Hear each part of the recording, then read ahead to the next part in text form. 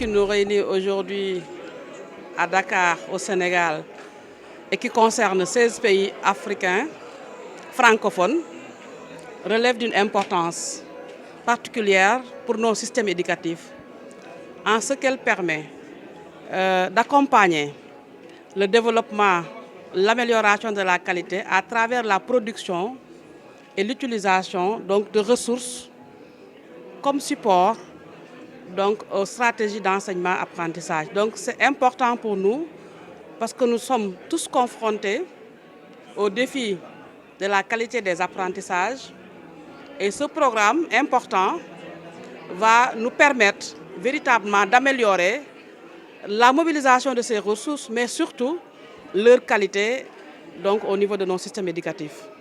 Ça vient donc appuyer donc, la mise en œuvre au niveau des orientations stratégiques définies au niveau de notre programme d'éducation, le paquet, en ce que la qualité demeure toujours comme priorité. Et c'est notre surpriorité au niveau des 3 axes stratégiques que nous avons. La qualité, l'équité et la gouvernance. Elle demeure la qualité un défi persistant pour lequel beaucoup d'efforts ont été déjà faits et pour lequel aussi nous avons beaucoup avancé sur les résultats. Mais compte tenu de son importance, nous avons pensé nous engager dans cette dynamique africaine avec les autres pays en vue de nous enrichir encore, de mutualiser sur les bonnes pratiques en vue d'améliorer notre dispositif. Nous sommes parmi les pays pilotes de ce projet qui concerne 16 pays, mais nous sommes parmi les pays qui ont démarré l'expérience et les pays qui, nous avons cette chance d'avoir notre bureau de l'UNESCO à Dakar pour l'Afrique de l'Ouest. Nous avons la chance d'abriter, comme l'a dit la représentante de la Confémen, donc d'abriter le siège de la Confémen. Nous avons l'accompagnement de notre partenaire stratégique aussi, l'AFD, pour dire que nous sommes résolument engagés au niveau du Sénégal dans le cadre de ce programme important. Voilà, donc l'UNESCO en fait est maîtrise d'ouvrage du projet Ressources éducatives pour les 16 pays d'Afrique subsaharienne francophone, au même titre que l'Institut français. L'UNESCO a appuyé la première phase de ce projet tout d'abord sur une première composante visant à améliorer l'efficacité et l'efficience des politiques nationales de production de ressources éducatives et une seconde composante visant à renforcer les capacités de production de ressources éducatives de qualité, variées et en abondance et qui soient bien sûr pertinentes pour les systèmes éducatifs africains. En fait, le constat, comme l'a dit la représentante du secrétaire général de la Confémen, le programme d'analyse des systèmes éducatifs de la Confémen mène des évaluations des acquis des élèves dans les pays d'Afrique francophone notamment.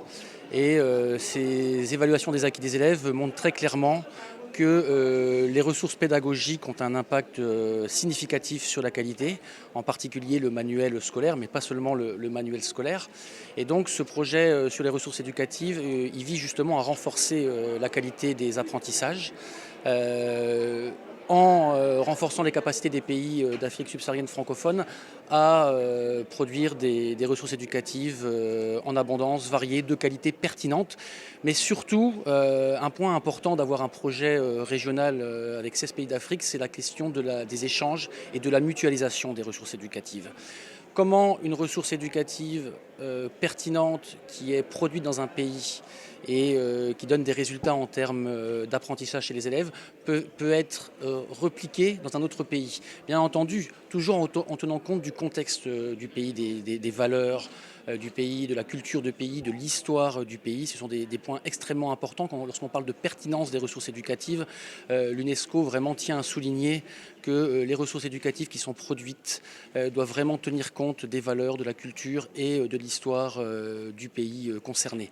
Donc mutualisation, échange entre les pays, mais bien sûr en adaptant au contexte culturel, historique, aux valeurs socioculturelles de chacun des pays, pour avoir une éducation de qualité. Projet qui a été initié par l'Agence française de développement au bénéfice de 16 pays francophones en Afrique subsaharienne. Et bien évidemment, le Sénégal faisait partie des pays bénéficiaires de cette initiative dès le départ. Et vous voyez que maintenant, on va pouvoir élargir ce programme pour qu'il bénéficie à l'ensemble des 10 autres pays du programme, parce que ça a été un petit peu difficile dans les 2 premières années qui étaient concomitantes à la pandémie de la Covid-19, de pouvoir intégrer l'ensemble des pays. Mais le Sénégal faisait partie de la première cohorte de pays bénéficiaires. Oui, vous savez qu'il y a plusieurs ingrédients pour améliorer la qualité et les résultats d'apprentissage. Il faut des écoles sûres et protectrices. Il faut des enseignants qualifiés et motivés. Il faut une gouvernance de l'école qui soit ouverte avec l'implication des parents. Mais il faut aussi des ressources éducatives, du matériel pédagogique et des livres de lecture de qualité, pertinente, dans les écoles et aussi dans les réseaux de lecture publique, dans les communautés, dans les maisons, dans les familles. Donc c'était ça l'objectif du programme, de pouvoir contribuer à remettre cette problématique des ressources au cœur des politiques publiques, parce qu'on parle souvent de construction scolaire, de formation d'enseignants, de comités de gestion des écoles, mais on avait l'impression que cette dimension fondamentale des ressources pédagogiques et des livres de lecture était un petit peu le parent pauvre des politiques publiques, et on souhaitait, à travers ce programme, le remettre au cœur des politiques publiques. Et il nous semblait tout naturel de travailler avec nos partenaires de la Confémen, de l'UNESCO et de l'Institut français sur ces problématiques. Et je crois qu'on a réussi à démontrer qu'en travaillant de manière conjointe, on était plus fort pour adresser des défis qui sont importants sur l'utilisation de ces ressources, sur la production, sur leur accessibilité et sur l'utilisation par les enseignants de ces ressources pour améliorer les processus d'enseignement-apprentissage. Alors le financement de la phase 1 était à hauteur de 5 millions d'euros. Nous sommes en train d'instruire la phase 2 à hauteur de 10 millions d'euros sur les 4 prochaines années. Mais vous voyez que 10 millions d'euros, si on doit le répartir sur 16 pays, finalement, ça ne fait pas grand-chose. Et c'est pour ça qu'on a à cœur de mutualiser, de fédérer et de faire en sorte que ce soit des initiatives aussi régionales et que ce soit des productions mutualisées qui permettent de bénéficier au plus grand monde. Les plateformes numériques, elles sont accessibles que l'on soit à Ouagadougou, à Bobo-Dioulasso, à Conakry ou ailleurs. Et donc, il faut pouvoir aussi stimuler des ressources qui soient accessibles au plus grand monde avec les nouveaux supports et accompagner la transition numérique au bénéfice des systèmes éducatifs. Alors nous sommes responsables d'une des 3 composantes, celle qui s'adresse spécifiquement à la littérature de jeunesse.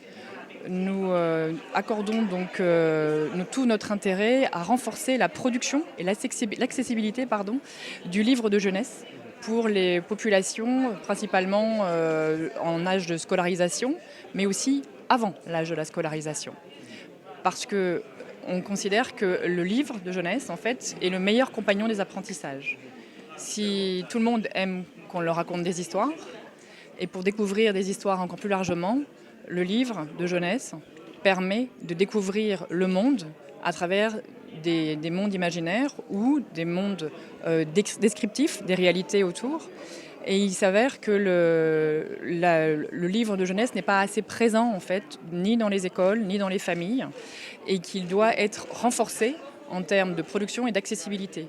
Donc, l'Institut français accompagne tout le processus de concertation entre les acteurs publics et les acteurs privés, d'abord dans les 6 pays et après maintenant dans les 16 pays, pour trouver des solutions à l'échelle de chacun des pays et aussi à l'échelle régionale pour faire en sorte qu'il y ait de plus en plus de livres de jeunesse qui soient produits de manière qualitative dans différentes langues et accessibles principalement.